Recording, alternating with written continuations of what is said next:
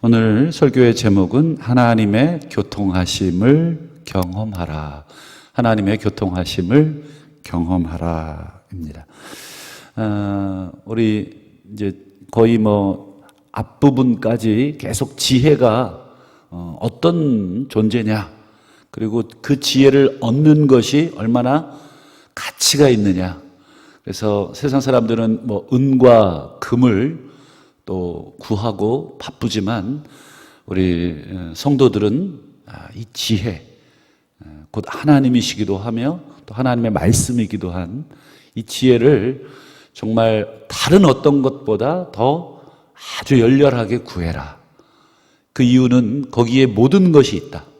거기에 우리 사람들에게 필요한 모든 오복 얘기 나눴죠. 오복을 포함해서 궁극적으로 우리 인간에게 하나님이 주시려고 했던 생명나무, 그 생명까지도 다 지혜에 있다. 그래서 여호와를 경외하는 것이 가장 그 시작점에 있다. 그래서 이제 오늘부터 이제 여러 가지 또 그 몇 가지 교훈을 하는데, 오늘 지혜로운 사람의 두 가지 모습을 오늘 성경을 통해서 봐야 되겠습니다. 우리가 여호와를 경외하는 사람이라면 두 가지의 삶을 추구해야 된다. 첫 번째, 두 번째 오늘 이렇게 살펴보겠습니다. 먼저 첫 번째 27절 보시죠. 내 손이 선을 베풀 힘이 있거든. 여기서 이제 선이라고 그냥 포괄적으로 그냥 좋다 이런 뜻인 이 히브리어 토브라는 단어인데, 선, 이게 포괄적인 것인데, 그러면 구체적으로 어떤 선인가 뒤에 보면 마땅히 받을 자에게 베푸는 선입니다. 여기도 보시면 마땅히 받을 자 이렇게 돼 있죠. 이제 구제에 대한 부분인데, 구제, 이게 그러면 구제를 어디까지 또 누구까지 해야 되느냐? 그냥 한 돈 100만 원, 여러분 은행에서 한 1,000원짜리, 10,000원짜리로 바꿔가지고 공중에서 촥 무작위로 뿌릴까요? 아니면 차 트렁크에다가 열어 제치고 촥 달리면서 도로에 뿌릴까요? 옛날에 뉴스에 한번 그런 사람이 있더라고요. 그러니까 여기서 보면 마땅히 받을 자가 그 대상입니다. 여기서 마땅히 받을 자가 누군지 여러분 생각을 해보시면, 예전에도 한번 말씀드린 기억이 있는데, 여러분 구약시대에는 구제가 선택이 아니었습니다. 의무였어요. 레위기에 보면 매 3년에 한 번 10분의 1에 해당되는 11조는 매년 우리로 지금 치면은 지금은 이제 농사를 안 짓기 때문에 우리 이런 거겠죠. 연봉에 해당된다. 그러면 이게 이제 10의 1을 우리 드리는 거잖아요. 근데 구제금은 3년에 한 번 10분의 1에 해당되는 그 금액이죠. 예를 들어 연봉이 1,000만 원이다. 그러면 3년에 한 번이니까 3.3% 정도 되겠네요. 그렇죠? 3.3%면은 1,000만 원에 3.3%면 약 30여만 원. 그러니까 1년에 한 30여만 원 정도는 1,000만 원을 내가 수입을 한다고 하면 구제금으로, 의무 세금이에요, 세금. 우리 직장인들 갑근세 떼고 이렇게 세금 떼듯이 세금 개념입니다. 이 돈을 그럼 누구에게 주었냐? 그냥 아까 말씀드린 것처럼 무작위로 뿌렸냐? 그게 아니라 마땅히 받을 사람을 하나님이 규정을 하셨어요. 그게 뭐죠? 고아와 과부와 나그네 객이겠죠. 기본적으로 요 딱 세 부류만 뽑았냐? 이건 이제 대표적으로 예를 든 것입니다. 이 세 부류의 공통적인 건 여러분 아시는 것처럼 자기 힘으로는 생계를 이어갈 수 없는, 지금으로 얘기하면 이제 극빈층에 해당되겠죠. 최상위층에 이 가난한 사람. 요즘도 우리 최상위층 이렇게 차상위층 이렇게 해서 나라에서 많이 도와주고 있지 않습니까? 이 당시에도 소위 말하는 이 사회 안전망이었습니다. 하나님께서 이 공동체 내에 아무리 열심히 일해도 자기의 힘으로는, 자기의 능력으로는 생계를 이어갈 수 없을 만큼 그런 사람. 요즘 같으면 좀 무능한 사람이라고 막 사람들이 손가락질 할 수도 있겠죠. 이게 뭐 게으른 사람, 무능한 사람. 근데 실제로는 그렇지 않습니다. 우리도 경험해서 알지만 아무리 내가 애쓰고 노력해도 어떤 구조적인 문제나 여러 가지 이유로 인해서 스스로의 삶을 온전히 꾸려갈 수 없는 계층들의 사람들이 있습니다. 그런 사람들을 향해서 너는 젊을 때 놀아서 그래, 남들 공부할 때 너 자서 그래, 이렇게 말은 할 수가 없다. 그래서 하나님이 그런 사람들에 대해서 사회적인 안전망, 나그네, 고아, 과부 이런 사람들 어떻게 할 것이냐. 그래서 우리 구약의 다른 가르침들을 보면 이 구제를 얼마나 하나님이 강조하셨는가 몇 구절만 함께 보시면 잠언 19장 17절 가난한 자를 불쌍히 여기는 것은 여호와께 꾸어 드리는 것, 그의 선행을 여호와께서 갚으실 것이다. 그러니까 하나님 스스로가 이렇게 보증을 쓰시는 거죠. 내가 대신 갚아줄게. 이렇게 잠언 21장 13절 귀를 막고 가난한 자가 부르짖는 소리를 듣지 아니하면 자기가 부르짖을 때에도 들을 자가 없으리라. 그래서 여러분 구약시대에는 이런 서로 이제 구제하는 거 또 대접하는 거 이런 걸 굉장히 마땅한 것으로, 그래서 여러분 한밤중에 찾아온 친구 이야기 이런 비유들 막 밤에 막 문 두들기잖아요. 나 재워달라고. 우리로 얘기하면 상상할 수 없는 행동 아닙니까? 아무리 친구지만 밤 늦은 밤에 와서 막 문 두들기면 다 깨우고. 근데 그게 당당한 권리예요. 왜요? 나그네를 길에서 재우면 안 되는 것이 율법이기 때문에 내가 길에서 자게 생겼다. 그러면 제가 집사님 댁 가서 집사님 문 열어주시라고. 나 지금 길에서 자게 생겼다고 방 좀 마련해 달라고. 이게 이제 그 도를 넘었으면 안 되겠지만 최소한의 서로 이 율법이 규정한 것에 대해서 얘기하는 것입니다. 또 잠언 22장 9절 선한 눈을 가진 자가 복이 있는데 이게 어떤 선한 눈이에요? 뒤에 보시면 양식을 가난한 자에게 나누어 주는 사람을 선한 눈을 가진 사람 표현을 그렇게 하고 있고, 잠언 28장 27절 가난한 자를 구제하는 자는 오히려 가난해질 것 같지만 그렇게 되지 않거니와 가난한 자를 오히려 못 본 채 하는 사람은 나 혼자 잘 먹고 잘 살아서 부자가 될 것 같지만 오히려 저주를 선포하는 그런 모습들. 그래서 여러분 현실적으로 아까 말씀드린 것처럼 우리가 모든 사람들을 다 구제할 수가 없죠. 하나님께서도 그 사실을 또 잘 알고 계셨기에 범위를 정해 주신 것입니다. 일단은 가장 기본적인 것은 여러분 공동체입니다. 공동체. 구약의 모든 계명은 일단 공동체 안에서의 구제입니다. 신앙 공동체 1차적으로. 이거 자기들끼리만 잘 먹고 잘 사는 거냐? 그렇지 않습니다. 일단 여기서부터 시작을 하는 것이죠. 예를 들면 우리나라에도 여러분 한참 후에 마스크 때문에 얼마나 시끄러웠어요. 우리나라도 마스크가 예를 들어서 없는데 이 마스크를 외국에 갖다가 지금 파는 것도 아니고 무상으로 줄 수 있어요? 일단 그러면 우리 안에 있는 백성들이 이해를 못 합니다. 일단 우리가 필요한 만큼 채우고 그 다음에 힘이 있거든 우리가 돕는 것이 기본적인 원칙이듯이, 여러분 구제는 기본적으로 뭐예요? 옆집 저 달동네 그것도 일단 그거 필요하지만 일단 기본적으로 우리 신앙 공동체 안에 있는 사람을 먼저 돌보는 것이 성경의 원칙입니다. 그래서 그것이 힘이 충분해서 넘쳐서 외부로 나가는 것이죠. 근데 안에 것을 챙기지 않고 밖에 것부터 챙겨가기 시작하면 그거는 안에 있는 사람들이 죽게 생긴 그런 문제. 여러분 초대교회에도 뭐가 있었습니까? 그렇죠. 구제가 있었죠. 헬라파 과부들과 히브리파 과부들. 그러니까 이제 이 소위 말해서 디아스포라 유대인들, 헬라파, 헬라 지역, 이방 지역에서 이제 유대인으로 있다가 그 성도가 된 사람들의 과부들이 있어요.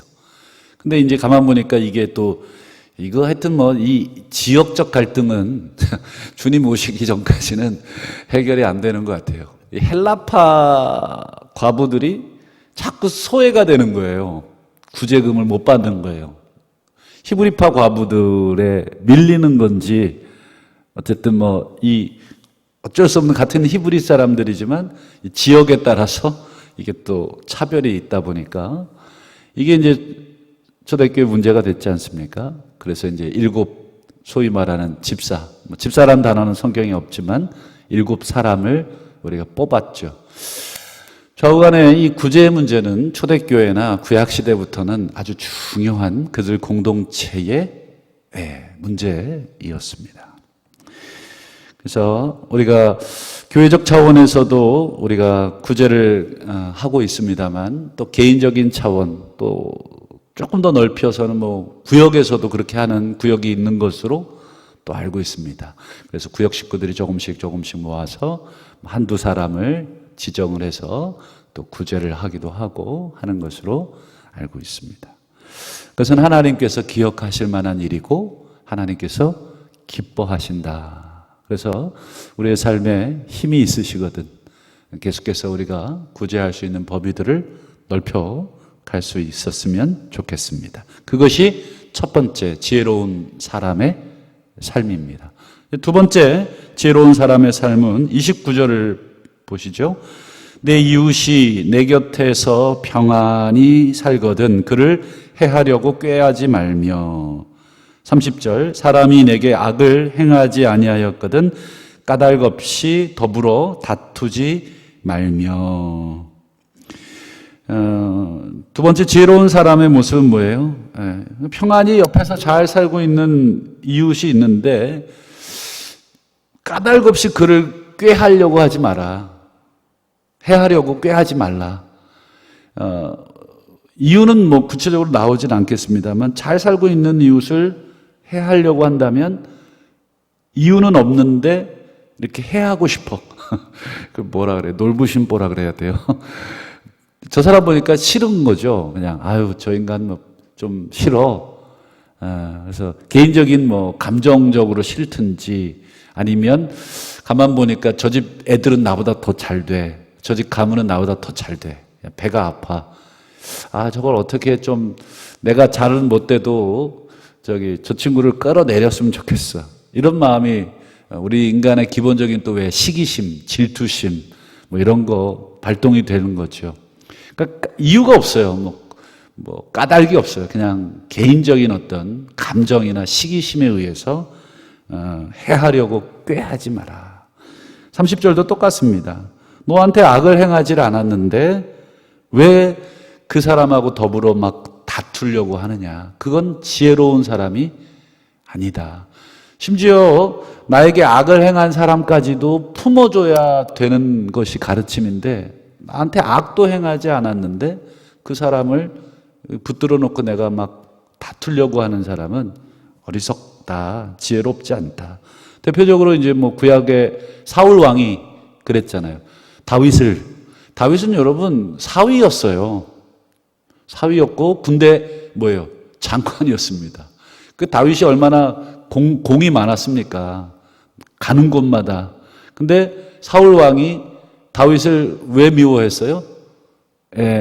시기심 때문에 그랬습니다. 뭐 사울은 천천히요, 다윗은 만만이다. 이런 백성들의 외침을 들으니까 이 시기심이 계속 올라오니까 이 분노와 아마 이 스트레스, 혈압 다 있었을 거예요. 결국 성경에서는 악신이 들렸다. 그렇죠? 그리고 이제 다윗은 또 여러분 아시는 것처럼 이렇게 악기나 음악에 또 조예가 깊었죠. 그런 걸 통해서 또 악신을 내쫓아 주니까 막 단창으로 막 연주하고 있는 다윗을 벽에 박으려고 칼을 또 집어 던지는 어쨌든 이 사울 왕의 여러 가지 모습들이 딱 29절, 30절에 나오는 그런 모습입니다. 하나님께서는 결단코 여러분 무죄한 자를 해하거나 피 흘리는 것을 싫어하십니다. 우리가 개인적으로 누군가를 향해서 미워할 수는 있습니다. 왜요? 좋지 않은 감정을 느끼는데 그걸 어떻게 하겠습니까? 물론 우리 스스로 그것을 밀어내야 되겠지만 미운 감정들이 생겨도 여러분 그걸로 인해서 다른 사람을 개인적으로 해하려고 하는 것, 까닭 없이 더불어 다투는 것은 하나님께서 기뻐하지 않습니다. 그래서 여러분 개인적 감정으로 여러분 사람을 대하지 않도록 애를 쓰셔야 합니다. 개인적으로 조금 더 가까운 사람, 조금 더 먼 사람, 조금 더 좋은 사람, 조금 더 불편한 사람 있을 수 있죠. 그러나 그것으로 인해서 불공정하게 대한다든지 그것으로 인해서 불이익 준다든지 하는 것은 여러분 일단 하나님께서 원하지 않습니다. 그래서 여러분 이런 사람을 31절에 뭐라고 표현하고 있습니까? 포악한 자라고 표현하고 있습니다. 이 포악한 자를 이 단어를 찾아보면 여러 가지 뜻인데 첫 번째로는 폭력적인 사람입니다. 폭력적인 사람. 이 폭력에 두 가지가 있는데 물리적인 폭력이 있고 언어적인 폭력이 있습니다. 그래서 이 포악이라는 단어는 사회적인 불의, 무자비함, 또 폭력적인 말, 무례함 이런 모든 것들이 다 포함이 되어 있습니다. 여러분 대체로 평안히 사는 타인을 해하려고 꾀하는 사람, 까닭 없이 이웃과 다투는 사람들의 행동과 말을 여러분 가만히 보시면 어떻습니까? 일단 해하려고 하고 다투려는 사람은 마음속에 여러분 분노가 있거나 여러 가지 감정이 올라와 있는 상태이기 때문에 그 사람의 말과 그 사람의 행동은 10중 8구는 굉장히 거칠죠. 말도 세고. 그래서 여러분 모든 면에서 또 폭력적이거나 또는 거칠거나 나아가서 무례하거나 예의가 없이 말할 때가 있습니다. 근데 성경은 이러한 자들을, 포악한 자들을 부러워하지 마라. 여러분 이 말이 센 사람들은 아무래도 이 주도권이 있죠. 막 말을 세게 하고 또 말을 막 자기의 주장을 강하게 하면 우리가 할 말이 없어서가 아니라 다투기 싫어서 입을 다무는 경우가 있지 않습니까? 그런 사람들이 막 그 분위기를 좌우지하고 그 공동체를 좌우지할 때가 있습니다. 그러면 그런 사람들을 부러워하거나 나도 말을 세게 해야 되나? 나도 막 좀 폭력적으로 좀 막 책상도 좀 막 꽝꽝 치고 물병도 좀 집어 던져야 좀 말을 들으려나? 부드럽게 얘기하니까 말을 안 듣는 것 같아. 좀 소리 좀 지르고 우통도 좀 벗어 제낄까? 이렇게 생각하여 그 사람을 좀 따라가고 싶은 마음이 있지만 성경은 그런 사람 부러워하지 마라. 그리고 그의 행위도 따르지 마라. 이렇게 단호하게 이야기합니다. 32절에 보면 여기 우리말에는 빠졌는데 왜냐하면이라는 히브리어 키가 들어있는데 이유가 있어요. 왜 그런 사람 부러워하지 말고 왜 그런 사람 따라가지 말아야 하는지 이유를 설명해 주고 있습니다. 32절 보시면 왜냐하면이란 단어를 넣으시면 돼요. 왜냐하면 대저 패역한 자는 여호와께서 미워하시기 때문에 그렇다. 이런 사람, 까닭 없이 이웃과 더불어 다투려고 하는 사람, 평안히 살고 있는 이웃을 시비를 걸어서 해를 꾀하는 사람, 이런 사람 하나님께서 가만두지 않기 때문이다. 반대로 정직한 자는 여호와의 교통하심이 있기 때문이다. 패역한 사람 되지 말고 정직한 사람 되어라, 이런 뜻입니다. 그래서 이 패역한다는 말은 구불구불한 이런 뜻입니다. 쭉 뻗지 않았다 이런 뜻인데 그게 무슨 뜻일까요? 구불구불하다. 즉 정도를 걷지 않고 편법을 자꾸 쓴다는 거예요. 여러분, 다른 사람을 해를 꾀하려는 사람, 다른 사람에게 악을 행하려는 사람은 여러분 편법을 행할 가능성이 아주 많아요. 그런 사람을 오늘 패역한 사람이라고 불렀습니다. 반대로 정직한 사람은 뭐예요? 정도를 걷는 사람이겠죠. 그 사람에게는 하나님의 여호와의 교통하심이 있다. 여기서 이 교통하심이라는 단어가 뭘까요? 교통, 이렇게 소통이잖아요.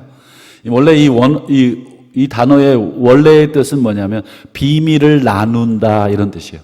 비밀, 즉 속에 있는 은밀한 거 있죠? 개인적인 거. 우리 친한 사람일수록 뭐가 같이 공유가 되어 있습니까? 비밀이 공유가 되어 있죠. 그러니까 하나님과 나 사이에 교통이 있다는 건 뭐예요? 하나님과 우리 사이에 내밀한 것까지 나눔이 있다. 하나님하고 되게 친하다. 하나님이 그런 사람 가까이 해주시고 그런 사람에게 당신의 내밀한 것까지 보여주신다. 그러니 패역한 사람을 부러워 말고 너는 정도를 걸어라. 내가 여호와 내가 너희와 함께 하겠다. 하나님의 약속이 주어집니다. 말씀을 맺겠습니다. 지혜로운 삶을 선택하시되 오늘 하루도 내게 힘이 있거든 마땅히 받을 자에게 우리가 선을 행하시는 지혜로운 삶. 두 번째로 무고하게 타인을 해하지 않는 삶. 정도를 걷는 삶. 까닭 없이 이웃과 더불어 다투려고 하지 않는 삶. 그런 삶을 선택할 때에 하나님의 교통하심이 우리에게 있는 줄을 믿고 오늘 이 새벽에 기도하실 때 하나님의 교통하심을 경험하시는 복된 새벽이 되시기를 주의 이름으로 축원합니다. 기도하겠습니다.